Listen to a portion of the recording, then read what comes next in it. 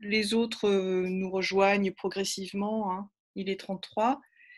Donc bonjour à tous, cette fois de manière orale après le message écrit. Donc pour ceux qui ne me connaissent pas, donc je suis Catherine Hartog, secrétaire générale de l'association Sciences Po Alumni. Je vous salue tous évidemment. Je vois que Bernard Elgoul, notre délégué général, est là aussi. Donc hello Bernard. Donc nous allons aujourd'hui traiter d'un sujet qui a le mérite d'être d'actualité, qui est la protection des salariés à l'international en période de pandémie. La protection dans toutes ses dimensions, hein, sanitaire, juridique, psychologique, etc. Pour traiter de ce sujet et nous éclairer, j'ai le plaisir d'accueillir le docteur Philippe Guibert, qui est directeur consulting santé d'International SOS. Bonjour Philippe. Bonjour Catherine, bonjour à tous. Alors, le docteur Guibert vous me corrigerez Philippe, hein, mais vous êtes un spécialiste de santé publique qui a quelques années d'expérience dans le domaine. Vous avez une expérience particulière. Vous êtes aujourd'hui, si je ne m'abuse, responsable de la practice Health Consulting d'International SOS pour l'Europe, c'est ça? Oui, c'est exact, oui.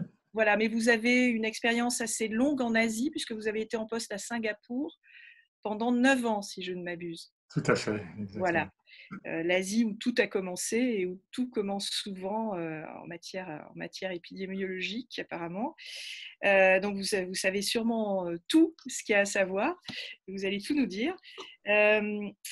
International SOS, un mot sur votre entreprise. International SOS, c'est une entreprise qui a été fondée en 1985 par le docteur Pascal Réherme et notre camarade Arnaud Vessier, que certains connaissent.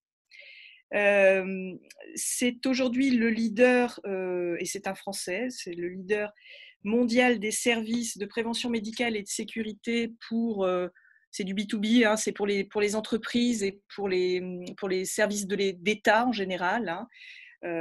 Sans dévoiler quoi que ce soit, vous avez des clients aussi prestigieux, je crois, sans nommer d'entreprise, que le Quai d'Orsay ou l'armée américaine, par exemple. Voilà.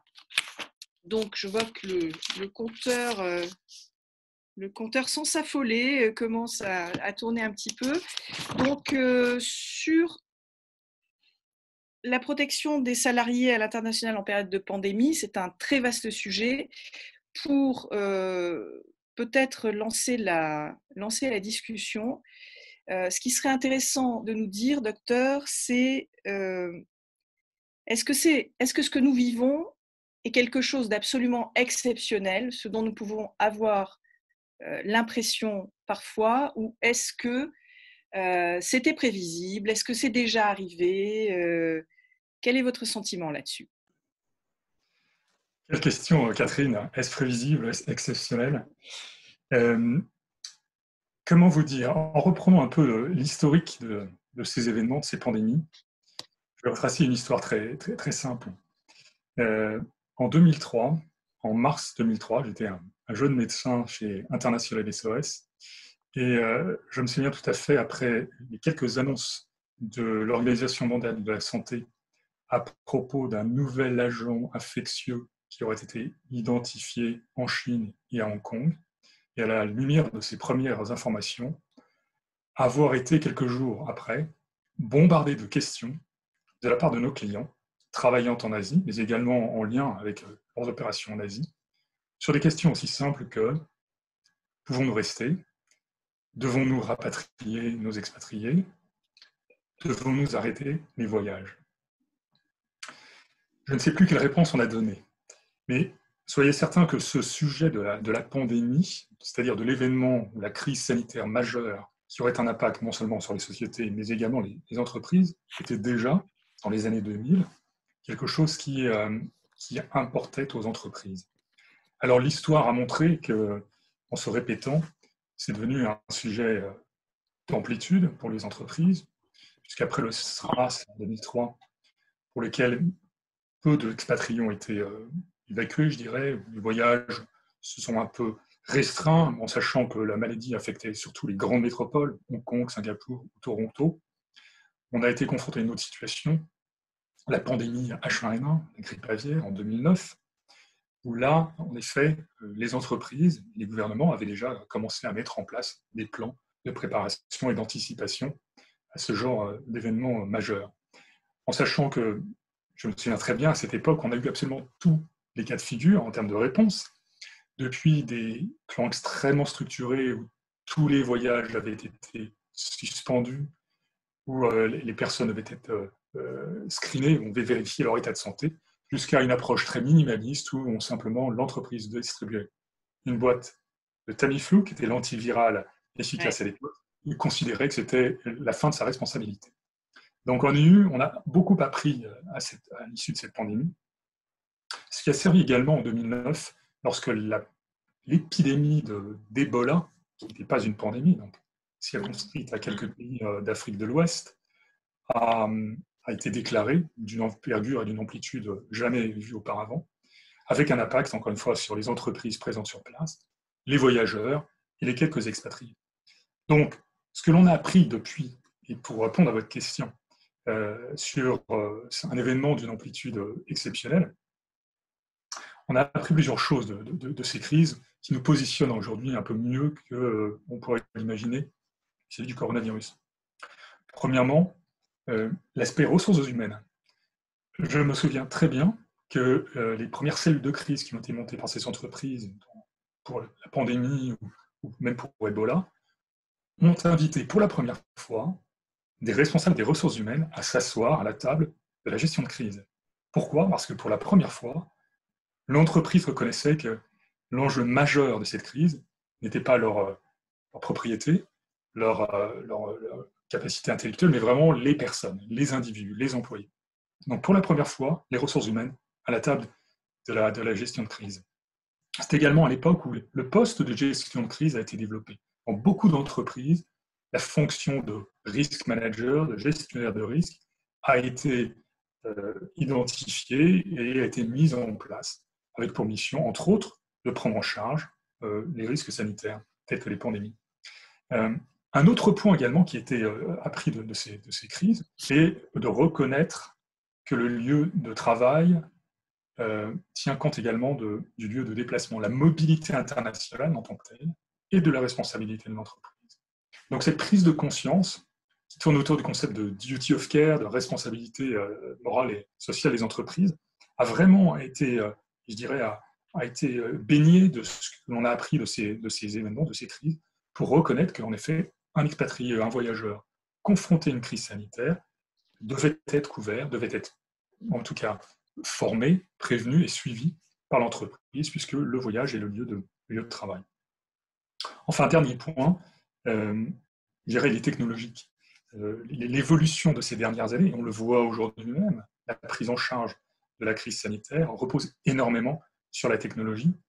Dans ces années, ça a été vraiment l'option du digital, le fait que l'on puisse dématérialiser la médecine, les premières téléconsultations, les premières consultations à distance, les formations à distance également, le suivi des voyageurs à distance, la localisation des voyageurs, tous ces outils ont été développés à la suite de ces crises et servent encore aujourd'hui à faire en sorte que cette situation qui, comme vous l'avez dit, est complètement inédite, n'était pas prévue en tant que telle dans son intensité, puisse être gérée au mieux par les entreprises. Et on le verra par la suite. Est-ce que vous considérez, comme on le dit parfois dans les médias, que certains pays qui avaient été touchés en 2003 par le SARS ou par le MERS au Moyen-Orient, je cite divers pays comme ça sans idée préconçue, ont été mieux armés début 2020 quand l'épidémie a commencé à se développer vraiment en Chine. quand les informations ont commencé à sortir, est-ce que certains pays étaient mieux armés que d'autres, du fait d'avoir une expérience récente? Oui, oui, absolument. On peut le penser, tout à fait. Pour plusieurs raisons d'ailleurs. Ce sont à la fois des raisons, je dirais, culturelles et également des raisons d'ordre d'organisation et de planification. Euh, Vous avez cité l'Asie. En effet, l'Asie a souvent été le point de départ de ces épidémies, même si je vous rappelle, la pandémie de 2009 est née au Mexique, à quelques kilomètres des frontières des États-Unis, et pas du tout dans la province du Guangdong comme on l'attendait. Donc en effet, ça peut surgir à peu près n'importe où. Mais en effet, en Asie, on peut penser d'une certaine mesure que la culture, euh, je dirais d'influence confucianiste en tout cas, impacte sur le rôle de l'individu vis-à-vis du rôle de la société, de la communauté, pour se protéger de tels risques, quels qu'ils soient.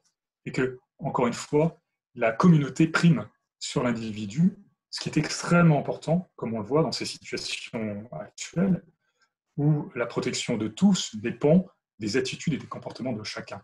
Donc je pense que ça a certainement participé à favoriser la prise de conscience d'une responsabilité collective dans la préparation et dans l'anticipation de ces crises. On voit également que ce sont des pays qui sont souvent confrontés à ces événements. On a vu la grippe aviaire, le Zika, le virus Zika, voilà, qui a quand même un peu circulé et défrayé la chronique en 2016. Des maladies aussi simples que la fièvre dingue, qui est une maladie très courante, malheureusement, on n'arrivera probablement jamais à pouvoir l'éradiquer, puisqu'elle est transmise sur des moustiques qui sont très bien implantés en Asie. Donc les gens vivent avec cette culture de la protection contre des événements, des maladies qui peuvent survenir à tout moment et qui sont directement liés à leur propre comportement et comportement collectif. Et le dernier point, il est lié à la culture de l'anticipation et de la préparation, qui est certainement liée, en effet, née de ces crises précédentes. Je prends l'exemple de Singapour, que je connais un peu, en effet, où l'organisation de la préparation des crises est extrêmement structurée, même si aujourd'hui, ils ne suivent pas exactement à la lettre ce qu'ils avaient défini comme gestion de crise. En tout cas, ils ont un plan.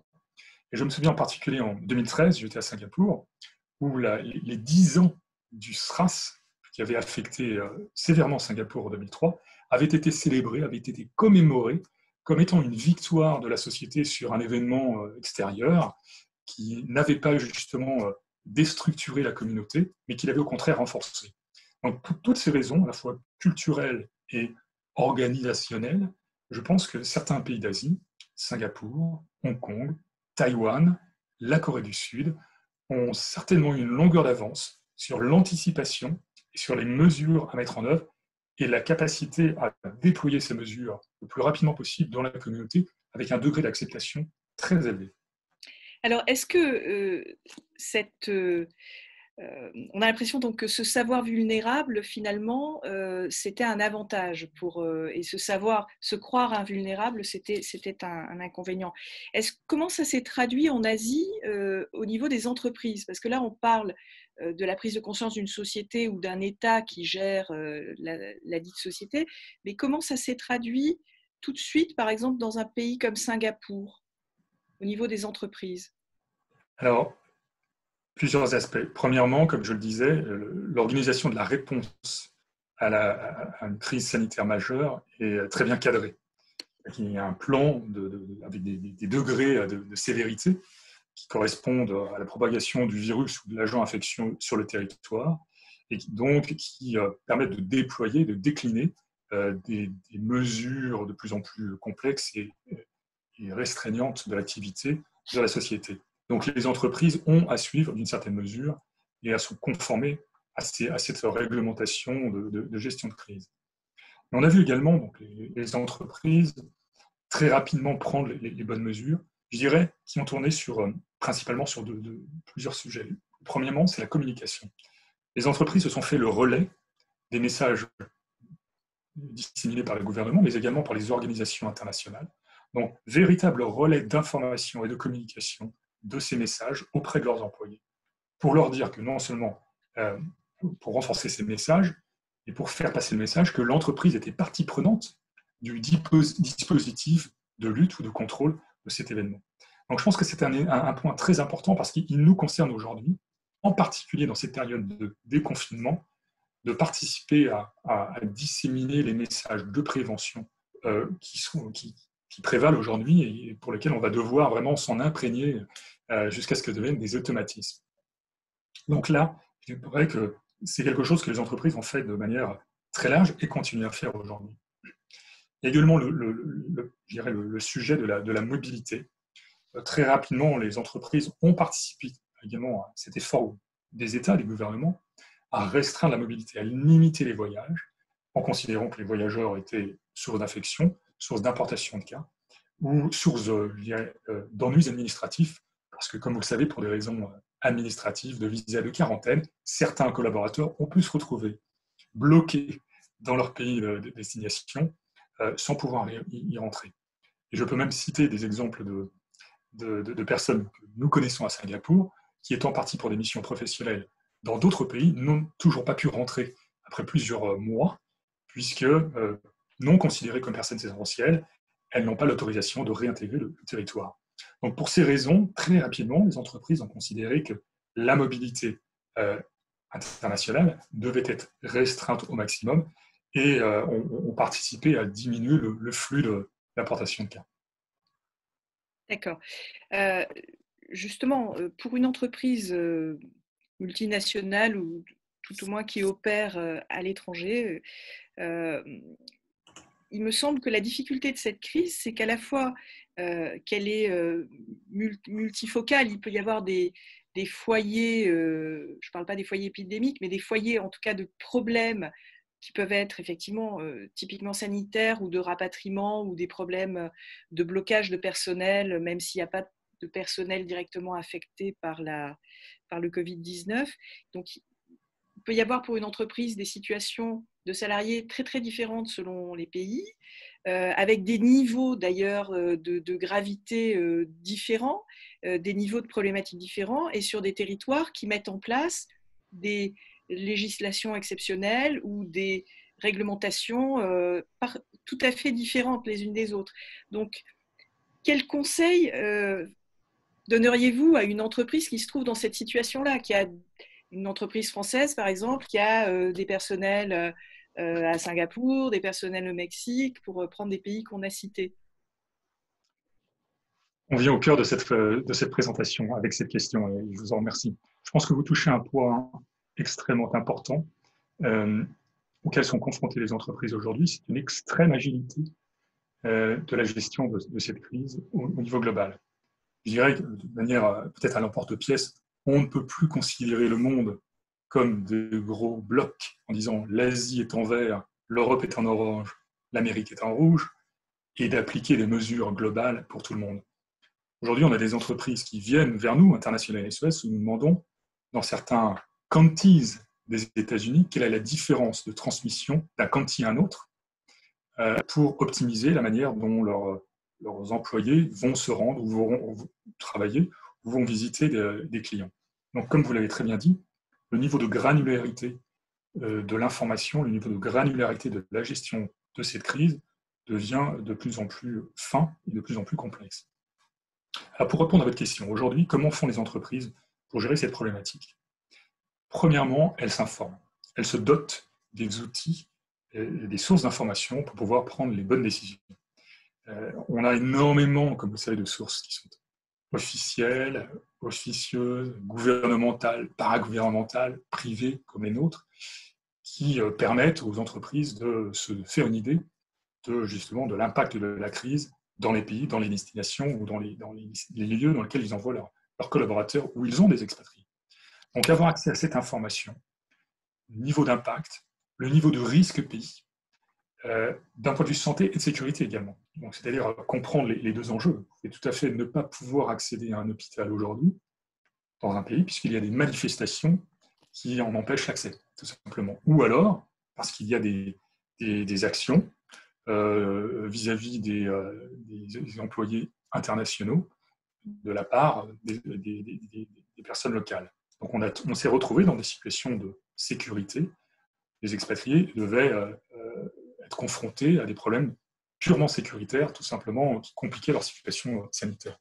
Donc accès à cette information, comprendre quelle est l'importance des mesures de restriction les écoles, les rassemblements, les fermetures des frontières, la possibilité de voyager de manière domestique ou pas, de prendre la route, savoir si les ports, les aéroports sont ouverts, quelles restrictions internes aussi d'un point de vue administratif, les critères d'immigration, les visas, les autorisations, et puis parfois aussi tout simplement le fait de savoir si le port du masque est obligatoire dans la rue, dans l'espace public, et où s'en trouve. Donc, je dirais, le premier point fondamental sur lequel s'appuient les entreprises aujourd'hui, c'est se doter de sources d'informations pour piloter cette crise de la manière la plus fine dans tous ces pays. Le deuxième aspect, c'est la gestion de la crise, la capacité de gérer la crise. Donc, capacité à projeter sur la base de l'information des moyens pour gérer les cas. Que faire des personnes malades? Que faire des personnes qui sont isolées? Que faire des employés qui sont en quarantaine? Quel accès aux soins à quel accès aux soins vont-ils pouvoir bénéficier et de pouvoir déterminer des plans de reprise, des plans d'évacuation qui, pays par pays ou ville par ville, vont leur permettre d'avoir un levier d'action lorsque la crise survient ou pour gérer la crise sur le moment. Donc ça passe par connaître quels sont les hôpitaux auxquels accéder, quels sont peut-être les hôtels qui sont certifiés Covid-free, ou en tout cas dans lesquels les personnes en quarantaine devront être menées. Donc avoir accès à cette information et de la détailler dans un plan d'action qui soit clair pour tous. Un autre aspect qui nous semble très important et qui a fait écho à ces deux premiers, c'est la partie formation et information. Donc, non seulement faire circuler ces informations en toute transparence auprès des voyageurs et des expatriés, pour les faire s'approprier ces mesures, en comprendre le bien fondé, faire en sorte qu'ils puissent suivre et adhérer au comportement qu'on leur demandera de suivre dans les pays dans lesquels ils se trouvent, en sachant que les règles peuvent varier d'un pays à un autre. Masque, pas masque, distance sociale qui peut être 1 mètre dans un pays, qui peut être 2 mètres dans un autre. Donc comprendre ces détails et les appliquer est extrêmement important. Donc les entreprises aujourd'hui se positionnent également en informant, en communiquant, en formant leurs collaborateurs, tous les moyens que vous connaissez, les e-learning, les plateformes de formation, pour justement démontrer leur devoir de responsabilité vis-à-vis de leurs collaborateurs et faire en sorte que les personnes soit voyagent, soit restent en expatriation en tout état de cause. Un autre élément également, je dirais, c'est la partie le bras armé quand les choses se passent, c'est le soutien sur place. Pouvoir soutenir les expatriés qui sont à l'international dans des situations parfois complexes, à savoir des environnements parfois sécuritaires un peu fluides, un peu mouvants, ou des pays dans lesquels l'accès aux soins est un problème. Et bien aujourd'hui, les entreprises mettent en place des systèmes de téléconsultation pour justement éviter que les personnes ne se rendent dans les hôpitaux de manière indue, pour bénéficier d'une consultation peut-être d'un médecin généraliste sans avoir à se rendre dans ces structures où elles sont à risque. Il y a aussi toute la partie soutien émotionnel, la santé mentale qui est plus que jamais importante, peut-être on pourra y revenir un peu plus tard, et justement apporter ce soutien et faire en sorte que la santé physique et la santé émotionnelle soient abordées au même niveau et que les personnes soient soutenues, soient accompagnées, en particulier si elles sont stressées, si elles ont des problèmes personnels ou professionnels, et de gérer l'aspect émotionnel de cette crise du mieux possible. Enfin, le dernier aspect, je dirais, pour terminer, c'est plus la capacité d'action. Si quelque chose survient, être capable de rapatrier, d'évacuer, d'avoir accès aux bons hôpitaux, aux bons services administratifs pour régler des situations. Ça veut dire que c'est la partie la plus classique, les services d'assistance, tels que nous en fournissons chez International SOS, qui en règle générale est le fondement de toute l'organisation des entreprises en matière de mobilité internationale. Oui, alors justement, vous disiez si quelque chose survient, mais moi j'ai en tête une entreprise, il y a déjà 1 mois et demi, qui avait un établissement au Japon et qui, sans avoir confirmation d'un cas dans l'entreprise, mais sur simple suspicion, a décidé de fermer l'établissement. Je ne sais pas où ils en sont aujourd'hui, mais donc il y a un problème là d'appréciation. Est-ce que je dois fermer dès qu'il y a mon établissement à l'étranger dès qu'il y a une simple suspicion? Que dois-je faire s'il y a un cas avéré? Là, je me place du point de vue du chef d'entreprise ou de ses dirigeants.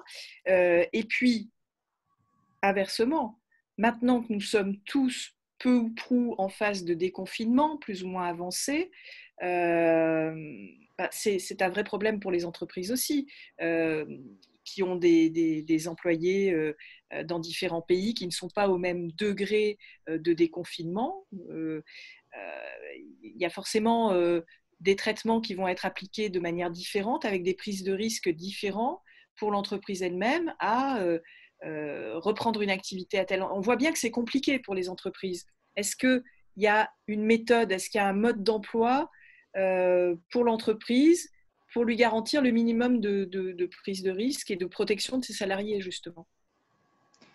Tout à fait. Je pense que, comme vous l'avez bien dit, ce que vous avez écho à ma précédente partie, en effet, la granularité des enjeux devient extrêmement fine aujourd'hui de par le monde. Aujourd'hui, comment font les entreprises? Elles définissent, je dirais, un plan générique de gestion des risques, y compris concernant le coronavirus, qui correspond, je dirais, au minimum, au standard de base que l'entreprise souhaite voir appliqué dans l'ensemble de ses sites, de ses bureaux, de ses lieux de production. Donc ça, je dirais, c'est le fondamental. Et donc, ça correspond exactement à la manière, la culture de l'entreprise de gérer le risque. Vous avez des entreprises qui prennent plus de risques, naturellement, historiquement, et d'autres qui ont plus une approche plus classique et traditionnelle de la gestion des risques. Donc, ça, je dirais que c'est la première, la couche fondamentale. Est-ce qu'en tant qu'entreprise, nous considérons que nous devons fermer nos sites de production? Est-ce que nous arrêtons tous nos voyages? Est-ce que nous distribuons des masques à tous nos collaborateurs? Je dirais que ça fait partie des piliers fondamentaux. Le deuxième aspect, il est lié à la réglementation, à la législation locale, qui bien évidemment doit passer au-dessus dans certains pays pour faire en sorte que l'entreprise s'y conforme, qu'il soit en règle. Je dirais que ça fait partie également des conseils que nous pouvons donner, de donner toutes les clés de compréhension d'un événement sanitaire, de ce qui se passe aujourd'hui, coronavirus au Japon, à un chef d'entreprise, en disant sur la base de ces événements, sur la base de ces éléments, pardon, de l'information, de l'évolution de la crise, du nombre de personnes, de l'accès aux soins, de votre activité également, eh bien, il nous semble qu'en mettant en place toute une série de mesures, non seulement vous êtes en règle avec la loi, mais également vous démontrez votre responsabilité pour protéger au maximum vos collaborateurs d'être contaminés sur le lieu de travail. Donc je pense que en fait, toute entreprise a sa propre histoire en termes de gestion des risques, qui doit être confrontée à la réglementation locale, et les deux font que pour chaque lieu, on a des plans de reprise qui peuvent varier et qui peuvent être différents d'une ville à une autre, d'un pays à un autre, au sein d'une même entreprise. Sachant qu'il peut y avoir aussi des retours en arrière. On voit que la Chine reconfine dans certaines régions aujourd'hui. Donc, il faut être prêt éventuellement à faire redémarrer une usine ou un établissement bancaire et éventuellement à le refermer 15 jours après, quoi. Il faut être agile à ce point-là. Ouais. Exactement. Exactement. Je vois qu'il y a déjà quelques questions. Donc, il y a une question, peut-être qu'on va la prendre, Mélène, si tu m'entends, on va peut-être la prendre en audio, cette question de Pascal Anderson. J'ai activé le micro de cette personne qui peut désormais parler. Merci beaucoup, Mélène. Oui, bonjour, je suis Pascal Anderson, je suis DRH Monde du réseau média du groupe Kantar, qui fait de la production de données. Donc, nous, on est en pleine crise Covid que l'on essaye de gérer au mieux. Et en fait, moi, j'ai une question pour savoir, en tant qu'observateur, est-ce que vous voyez une évolution? Parce que là, on est passé d'un mode de gestion de crise, on a tous été sur le pont pour rapatrier nos collaborateurs, les soutenir. Et on s'installe dans la durée. Et donc, en fait, je me demande si le Covid ne va pas faire évoluer la gestion de crise à ce qui était ponctuel et très fort à quelque chose qui va devenir permanent. Excellente question et vous avez tout à fait raison. C'est exactement ce que l'on observe au sein des entreprises où, en règle générale, vous aviez, pour les entreprises les mieux dotées, deux piliers du fonctionnement en mode de la gestion de crise en tant que tel. la gestion de crise, donc gérer un épisode de manière ponctuelle pour revenir à la norme le plus rapidement possible, et la continuité d'activité, c'est-à-dire gérer en mode dégradé sur le long terme. Aujourd'hui, on voit que les deux convergent, puisque vous l'avez très bien dit, le coronavirus, jusqu'à l'irruption de vaccins, va devoir rester un élément de mode de fonctionnement dégradé pour les entreprises. Donc vous avez absolument raison, c'est l'exercice dans lequel on voit se projeter les entreprises aujourd'hui, à savoir comment réconcilier continuité d'activité sur le long terme, en mode dégradé, avec un esprit de gestion de crise, puisque pour reprendre ce que Catherine disait très justement auparavant, on peut tout à fait imaginer des situations où on devra revenir en arrière dans certains pays, donc être en mode crise dans certains pays, alors que dans d'autres, on sera peut-être en mode continuité d'activité, peut-être dégradé, mais certainement pas en mode crise. Donc je pense que c'est l'enjeu aujourd'hui des entreprises, c'est d'avoir cette agilité, de répondre de manière différente d'un endroit à un autre, et d'allier les compétences continuité d'activité et de gestion de crise aiguë ensemble pour pouvoir gérer ces crises qui, et peut-être on extrapolera par la suite, je ne sais pas, Catherine, pourrait préfigurer les crises du futur, si l'on pense à toutes les crises liées à l'urgence climatique, qui peuvent avoir un impact de manière importante sur la santé, la sécurité et tous les éléments de l'entreprise, de manière variable d'un lieu à un autre, eh bien c'est peut-être déjà le mode de pensée que l'on pourrait adapter pour se préparer à ces événements que je ne souhaite pas, mais qui pourraient arriver. Pascal, est-ce que ça répond suffisamment à la question ?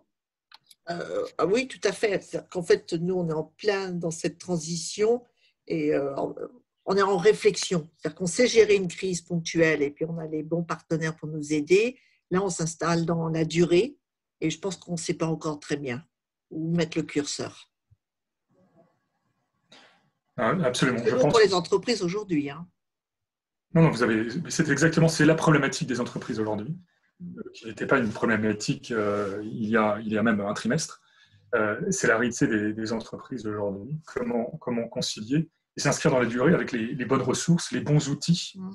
Comme vous le savez très bien, la gestion d'une crise, ne serait-ce qu'en termes de réponse ou en termes de communication, en termes de reprise d'activité, n'est pas la même si on s'inscrit dans la durée, tel que le Covid, ou si on a géré un événement ponctuel tel qu'un incendie ou une perte d'un site de production ou un accident majeur. Donc, je pense qu'on a à apprendre des deux, mais plutôt pour être sur le mode gestion de crise. À mon avis, c'est quand même le mode gestion de crise qui va l'emporter. Pardon, excusez-moi. Le mode continuité d'activité qui va l'emporter, puisque là, on est vraiment lancé sur plusieurs mois de fonctionnement en mode dégradé, avec en effet la possibilité de revenir en mode crise pour certaines villes, pour certains sites, pour certains pays échéants. Merci.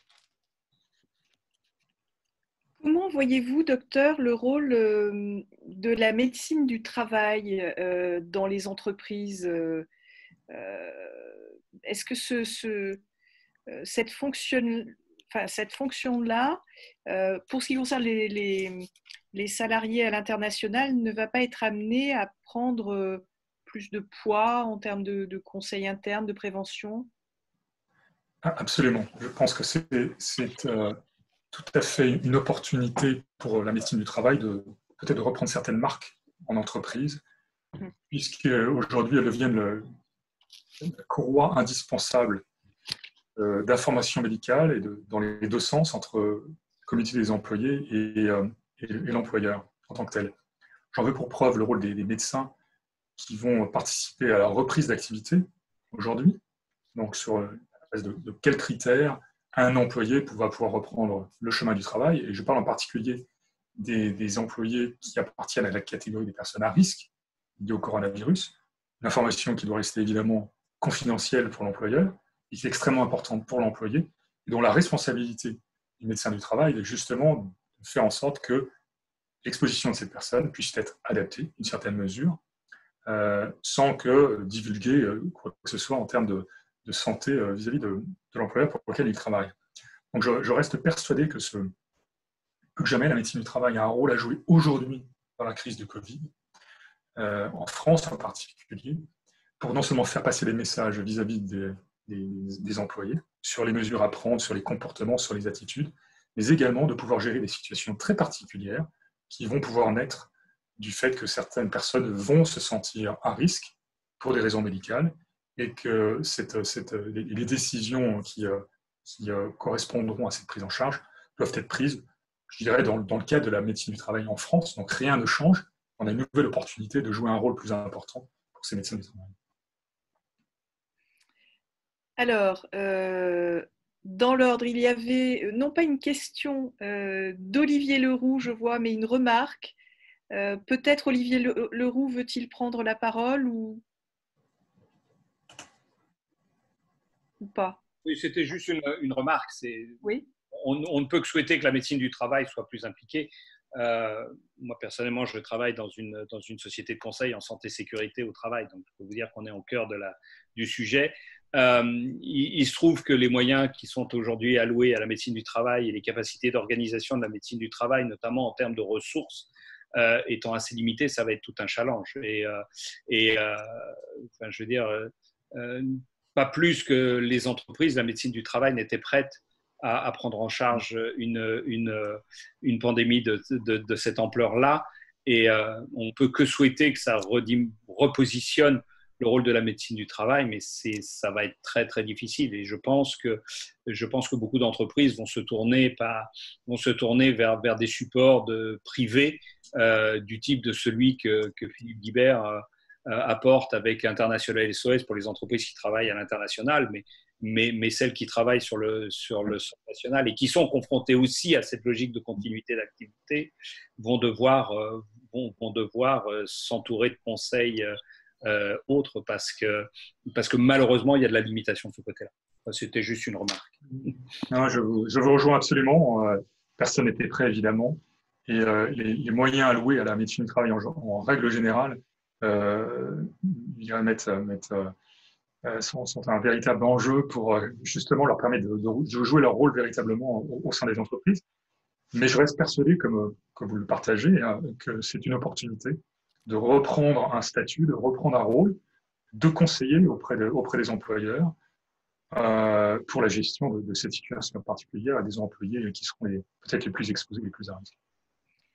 Je crois que Bernard Elgoul veut poser une question. Bernard. Oui. Est-ce que selon vous, la crise va avoir un impact sur la nature des contrats de travail à l'international?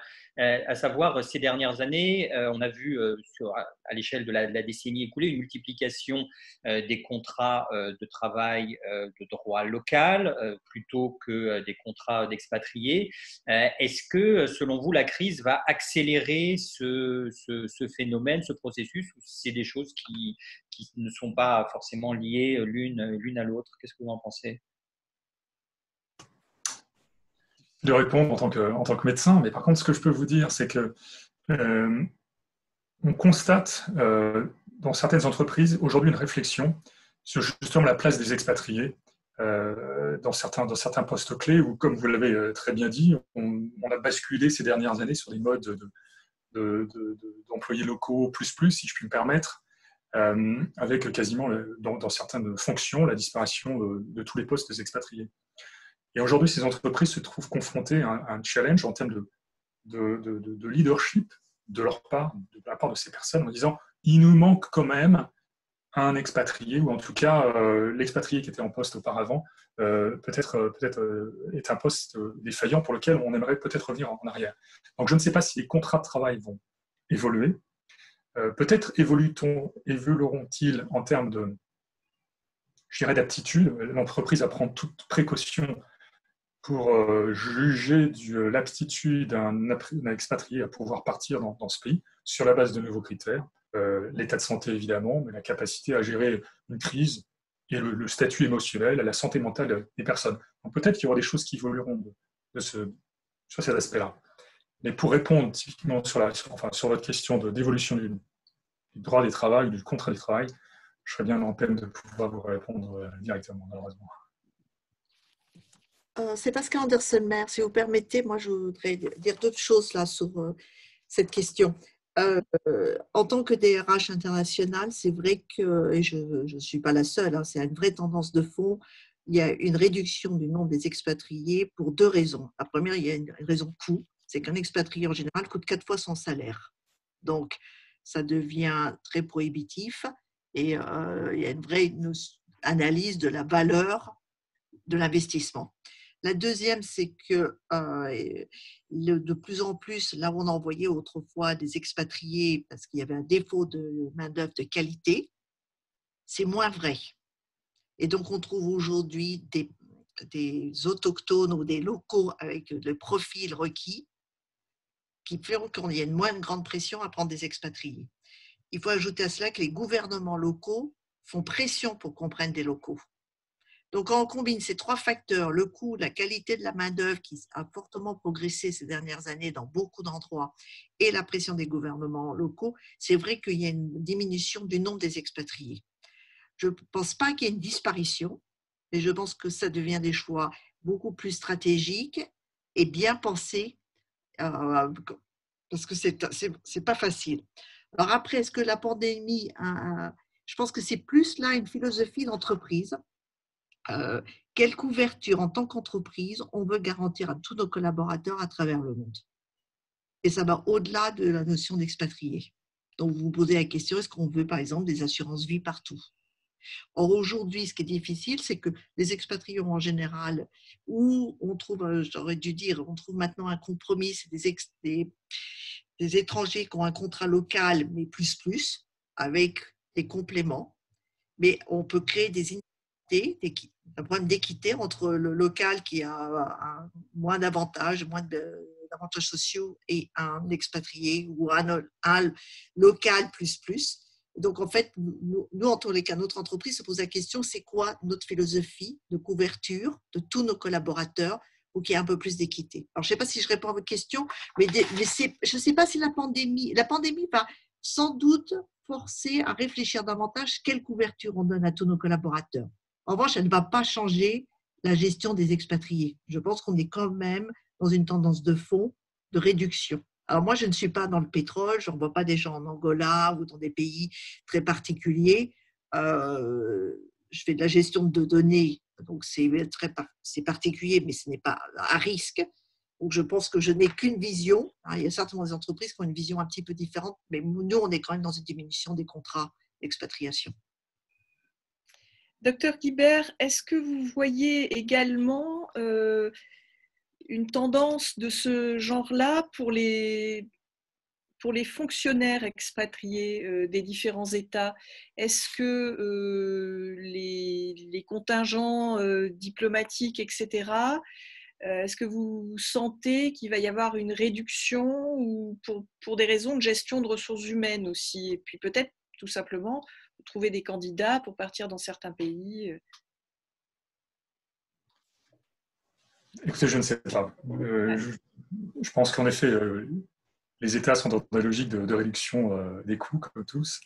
Voilà. Donc, peut-être en effet, ces postes vont devenir chers et vont être attribués à d'autres. On le voit déjà aujourd'hui.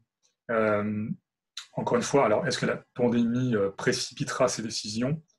Je ne peux pas dire. Je le vois, en tout cas, encore une fois, à l'aune de ma casquette de médecin, on a vu disparaître dans beaucoup d'entreprises ou de postes diplomatiques le médecin conseil de l'ambassade, qui maintenant est assuré par des volontaires dont j'ai été.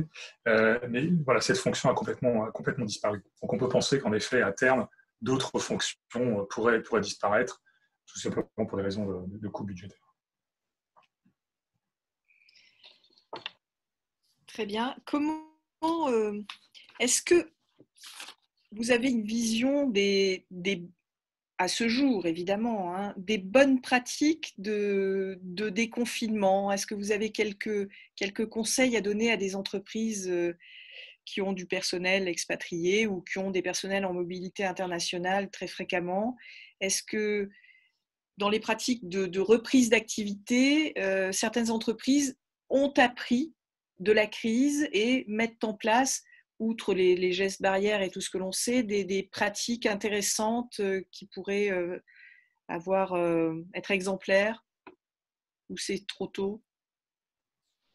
Alors, en ce qui concerne, je dirais, le déconfinement aujourd'hui, les plans sont établis et je pense que beaucoup, peut-être d'entre vous, dans vos entreprises, ont participé ou en tout cas ont établi des plans de reprise d'activité. Donc ça, c'est quelque chose d'assez inédit pour reprendre le sujet de départ.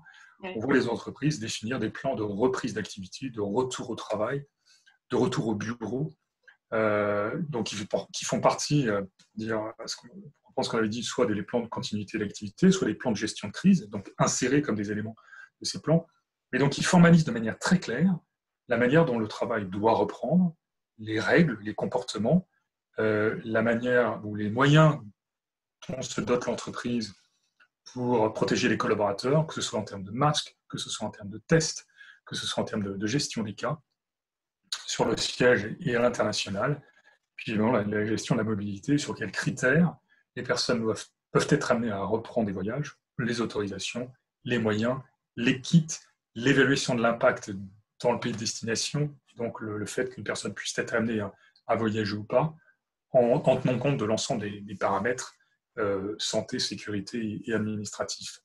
Donc aujourd'hui, je dirais que les bonnes pratiques, elles tournent tout autour des mêmes sujets. Vous l'avez dit, Catherine, il n'y a pas 50 000 façons de porter un masque. Soit la stratégie est de distribuer les masques, et auquel cas, elle est très bien expliquée, elle est accompagnée par l'information. Soit la stratégie est de dire chacun se débrouille, et auquel cas, le sujet est évacué. Donc, je dirais qu'aujourd'hui, les bonnes pratiques, elles tournent toutes autour de ces mesures qui sont largement communiquées par les institutions internationales, les gouvernements, sur la reprise du travail. Je pense que l'élément nouveau aujourd'hui, c'est la reprise de la mobilité. On a beaucoup d'entreprises qui souhaitent reprendre les voyages professionnels rapidement, donc à l'échelle de quelques jours maintenant, début juin. Et donc là, les bonnes pratiques que l'on voit commencer à se mettre en place, c'est probablement d'identifier le bien fondé du voyage, sur quels critères une personne est amenée à voyager, tout ce qui tourne autour de la formation, de la responsabilisation, comprendre que les risques auxquels cette personne peut être exposée en voyageant, et donc qu'elle soit formée et qu'elle adopte les bons comportements. Il y a tous les kits pour les voyageurs qu'on commence à voir distribuer, donc évidemment kits qui contiennent entre les lingettes, les masques, les lotions désinfectantes, et puis peut-être une boîte de paracétamol, des petits kits pour survivre en voyage en milieu Covid. Et puis tout ce qui tourne autour de l'anticipation des problèmes qui peuvent survenir, isolation, quarantaine, gestion des cas, des personnes malades, ou tout simplement le fait d'être bloqué dans un pays pour des raisons administratives qui n'avaient pas été anticipées. Donc aujourd'hui, on voit ces politiques de voyage qui existent déjà dans toutes les entreprises être retravaillées à l'aune du Covid en disant maintenant qu'on souhaite reprendre le voyage dans des pays dans lesquels il y a le coronavirus, dans quelles conditions peut-on le faire? Et là, on peut faire écho aussi à ce que certains États sont en train de considérer de manière assez intéressante, j'imagine que vous avez suivi ça, ce concept de travel bubble, où deux pays qui se considèrent à faible risque d'exposition, puisqu'ils vont maîtriser la transmission sur leur territoire, eh bien acceptent de mettre en place un pont aérien, en tout cas de sanctuariser, de protéger au maximum le pont aérien de leurs propres ressortissants pour reprendre l'activité économique et touristique. Donc ça, également, les entreprises sont en train de voir comment s'en inspirer pour faire en sorte que leurs propres collaborateurs puissent voyager de la manière la plus sûre, en étant prévenus, en étant testés parfois, ayant bénéficié de questionnaires ou de visites médicales. On a des entreprises qui mettent en place des visites médicales avant le départ et après le retour pour des destinations à risque, pas toutes les destinations, encore une fois sur la base de leur évaluation de l'impact de la crise sanitaire. Et donc tout ceci fait partie de leur nouvelle politique de voyage ou la version améliorée de leur politique de voyage.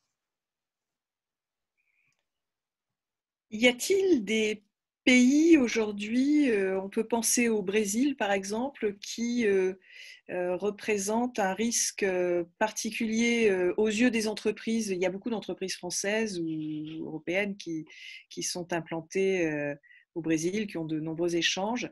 Est-ce que si demain mon patron me dit tu reprends un voyage professionnel, tu repars faire de la prospection de clients au Brésil, etc., est-ce que Je peux utiliser mon droit de retrait, par exemple, en disant je ne veux pas prendre un avion bondé, etc., et puis me retrouver dans un pays qui n'aura pas forcément adopté les mêmes normes, les mêmes contraintes sanitaires que le pays dont je suis ressortissant ou que je vais traverser. Je parle du Brésil, mais ça pourrait être un autre pays. Mais disons, Oui, bien sûr. voilà, Non, il y a des pays qui vont être mieux placés que d'autres, en fait. Exactement. Et donc, d'où de ce concept de travel bubble, il y a aussi un concept de les 9 smart nations, donc qui sont des pays qui aujourd'hui considèrent avoir plutôt maîtrisé la crise et qui veulent justement établir des liens privilégiés en termes de recherche, en termes de transfert et de reprise des vols. Donc, pour répondre à votre question, Catherine, oui, aujourd'hui, je pense qu'un employé peut tout à fait refuser de rendre dans une destination, exercer son droit de retrait en disant « je considère que je serai exposé à un risque qui n'est pas maîtrisé ou que mon employeur ne me permet pas de maîtriser lors de mon déplacement ». Donc, tout l'enjeu pour l'entreprise aujourd'hui, c'est justement de pouvoir communiquer, de mettre en place ces mesures. Donc, en effet, ça passe par l'information, la formation, les kits, une visibilité sur l'impact de la crise dans le pays dans lequel on se rend, les conséquences potentielles d'un point de vue sanitaire, sécuritaire et administratif, parfois, comme je le disais, une visite médicale, parfois même des tests. Sur la base de ces éléments, on peut aussi imaginer la labellisation des lieux dans lesquels les personnes se rendent, ou des hôtels dans lesquels les personnes vont séjourner, en disant vous pouvez séjourner dans tel établissement puisqu'il a été certifié, certainement pas Covid-free, mais en tout cas ayant mis en place les meilleures pratiques pour contrôler l'épidémie et s'assurer que ce ne soit pas un lieu de transmission. Donc toutes ces mesures, toute cette hiérarchie de contrôle des mesures vise à démontrer que l'entreprise exerce sa responsabilité au maximum et que c'est le choix du collaborateur de les accepter ou de ne pas les accepter. Très bien. Y a-t-il d'autres questions qui se font jour et qui n'auraient pas été inscrites sur le chat ?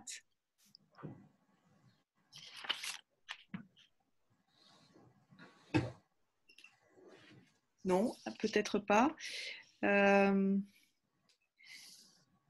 Est-ce que vous parliez de...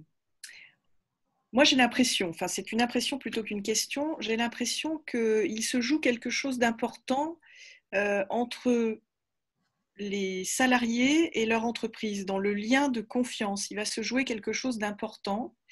Les salariés vont avoir besoin, à l'international, mais même dans le pays d'origine, vont avoir besoin, de se sentir correctement informés en temps utile par leur employeur. Ça, vous l'avez souligné, ça me semble très important. Peut-être vont avoir le sentiment d'avoir accès à des informations complémentaires, justement, peut-être par la médecine du travail ou des téléconsultations, etc. Donc, il va y avoir une demande peut-être de services d'information supplémentaires de la part des employés et d'un certain nombre de garanties. Donc, s'il y a ce genre d'aspiration de la part des salariés, les entreprises vont devoir les prendre en compte aussi, ne serait-ce que préventivement, pour préserver le lien avec les salariés qui pourraient se dire je ne me sens pas très en sécurité dans cette entreprise, je vais peut-être aller voir ailleurs où je serai mieux protégée. Ça va devenir un élément de la marque employeur, peut-être, cette manière dont les entreprises vont communiquer. Complètement. Vous faites référence, Catherine, je dirais, à cet agenda santé au-delà du coronavirus, la manière dont les entreprises considèrent la santé de leurs collaborateurs au sens large, c'est-à-dire santé, bien-être au travail, qui est une problématique que vous connaissez tous, auquel on est tous confrontés. Le coronavirus s'inscrit complètement dans cette démarche, sous un angle très particulier, une maladie infectieuse qui peut se transmettre partout, y compris sur le lieu de travail, mais à l'instar des autres risques infectieux auxquels les voyageurs, je cite le paludisme bien connu en particulier, exposent les voyageurs qui se rendent en Afrique. Donc oui, vous avez tout à fait raison. Je pense que c'est un élément majeur aujourd'hui pris en compte par les entreprises. On a des témoignages d'entreprises avec lesquelles on travaille qui nous disent très clairement le fait de pouvoir communiquer nos plans de reprise, nos protocoles sanitaires de reprise d'activité à nos employés, à ressouder, à recréer un dialogue social, à renforcer le lien au sein de l'entreprise entre les représentants du personnel et le management de l'entreprise, puisque tout le monde se retrouve uni pour une même cause, et que justement le management de l'entreprise démontre, à travers toutes ces mesures, ces séries de mesures, ces plans de reprise, eh bien, l'aune de la responsabilité qu'elle s'est exercée pour protéger leurs collaborateurs. Et donc, on a plusieurs exemples très intéressants d'entreprises qui nous disent, oui, les protocoles sanitaires, les plans de reprise auxquels vous devez participer à valider, je dirais, eh bien, génèrent de la confiance, et rétablissent du dialogue, ou en tout cas structurent le dialogue, puisque voilà, les gens se sentent pris en charge et accompagnés et rassurés. Donc, je pense que c'est absolument primordial, comme vous le dites, de considérer cette crise. Elle s'inscrit dans la problématique sanitaire au sens plus large, le rôle de l'employeur vis-à-vis de la santé avec un S majuscule de leurs collaborateurs, et qu'en étant abordé de la sorte, en faisant ce que l'on dit, en disant ce que l'on fait, eh bien, a priori, on devrait pouvoir franchir cette crise le mieux possible. Alors, il y avait Olivier Leroux qui souhaitait réagir. Oui, je voulais, sans rien enlever à ce qu'a dit Philippe Guibert, on a aussi les contre-exemples. C'est-à-dire qu'on commence à voir dans les entreprises, et notamment en France, des espèces de droits de retrait collectifs qui se mettent en route et on va faire fermer une usine, on va faire fermer un entrepôt où il y a X centaines de personnes qui travaillent sous prétexte, à tort ou à raison, je ne suis pas là pour en juger, mais que l'entreprise n'aurait pas mis suffisamment de barrières pour protéger les salariés. Je pense que, on parlait de bonnes pratiques tout à l'heure, je pense que il ne faut pas négliger que les plans de retour et le retour à l'activité ou la continuité d'activité, elle se fait dans un contexte qui est extrêmement anxiogène chez les gens. C'est-à-dire qu'ils sont bombardés d'informations tous les soirs avec cette espèce de décompte macabre mondial où on compte les gens qui ne sont plus là parce qu'ils ont été malheureusement atteints de façon dramatique par le Covid, etc. Et qu'il y a tellement d'informations qu'il finit par plus y avoir d'informations. Et je pense que dans les bonnes pratiques, en tout cas ce qu'on voit dans les entreprises, c'est qu'à partir du moment où on intègre le Covid ou le risque bactériologique au sens global du terme dans la maîtrise des risques globaux de l'entreprise, sur les différents postes de travail, en y associant à la fois le management et à la fois les collaborateurs, c'est quelque chose qui crée de la confiance, qui permet d'objectiver un petit peu les choses et éventuellement de dépasser ce que beaucoup d'entreprises font, ou se contentent de faire, qui est de passer par la mise en œuvre des recommandations générales de prévention, porter des gants, porter un masque, se laver les mains, etc. etc. Mais de l'adapter à chacune des situations de travail pour vérifier qu'effectivement, en lien avec le risque potentiel d'être contaminé et les mesures qui sont mises en place, est-ce que ça suffit ou est-ce que j'ai besoin d'aller au-delà? Et à partir du moment où on rentre dans ce type d'approche, que ce soit à l'étranger, que ce soit pour les gens qui sont appelés à se déplacer, parce qu'aujourd'hui, un commercial qui doit se déplacer en France, il se pose exactement les mêmes questions que quelqu'un qui doit se déplacer au Mexique, qui doit se déplacer en Chine. C'est la même problématique. Si je vais dans une région rouge en France, ou si je vais en Espagne, qui sont mes voisins, puisque je vous parle depuis le Portugal, je suis dans une situation qui est complètement différente et qui n'est pas ni mieux ni meilleure que beaucoup d'autres pays du monde.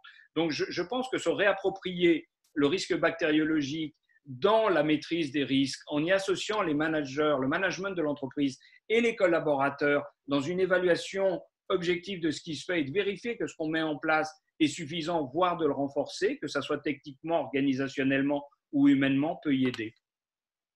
Merci Olivier. Il y a une question d'Isabelle Joly. Isabelle, voulez-vous prendre la parole?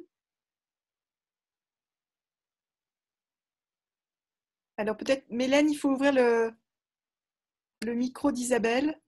Alors, pardon. Ah non, Isabelle me répond non car je suis dans le TGV. Donc Isabelle, je vais me permettre de lire votre question. Pensez-vous qu'il faut débriefer en équipe la crise que nous venons de vivre? Plus que jamais, je le pense, tout à fait. Je pense que, comme toute crise, il est extrêmement important de maintenir un dialogue sur la base de ce que l'on sait, sur la base de ce que l'on ne sait pas, sur ce qui a été bien fait, sur ce qui pourrait l'être mieux, et d'en tirer collectivement des leçons. Donc je pense que c'est absolument critique aujourd'hui même, peut-être dès aujourd'hui, de pouvoir commencer à tirer des premiers enseignements sur ce qui a été mis en œuvre et comment se préparer à base de ce qu'on en a appris, à gérer les événements à suivre. Donc oui, pour répondre à votre question, 100% d'accord. Je pense que c'est le bon moment de commencer pour reprendre à ce que M. Leroux disait précédemment, ça participe à créer de la confiance, puisqu'en finalement, on se reconnaît tous un petit peu humbles dans cette situation. On le voit depuis l'Organisation mondiale de la santé jusqu'à nos gouvernements. On ne sait pas ce qui se passe, on a peu d'éléments, on en apprend tous les jours, et donc pouvoir le reconnaître collectivement et de décider des actions qui nous semblent les plus appropriées au jour où on prend la décision, et de pouvoir les analyser quelques temps après, eh bien, me semble une approche raisonnable pour passer au mieux cette crise ensemble. Très bien. Y a-t-il donc Isabelle nous remercie depuis son TGV, vous remercie pour la réponse. S'il n'y a pas d'autres questions, nous allons peut-être clore cette passionnante séance d'échange avec vous, docteur.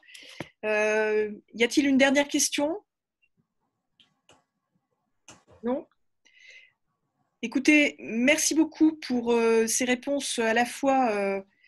Oui, il y a des remerciements par écrit sur le chat, donc c'est très bien. C'est à la fois passionnant par la largeur de vue que vous avez, hein, par votre expérience et le nombre d'entreprises et la diversité des situations que vous adressez dans votre métier, et en même temps par la précision des réponses que vous faites. On a besoin, comme vous dites, je crois, surtout dans les entreprises, de réduire au jour le jour la quantité d'incertitudes qui entourent cette situation nouvelle. Et merci beaucoup, vous nous aidez à progresser dans la réduction de cette incertitude. Donc c'est très important pour tous, je pense. Voilà, merci à tous pour votre participation. Et merci de m'avoir accueilli avec vous ce soir, d'avoir participé à cette réflexion. Qui est une réflexion sur le long terme, comme on l'a tous compris.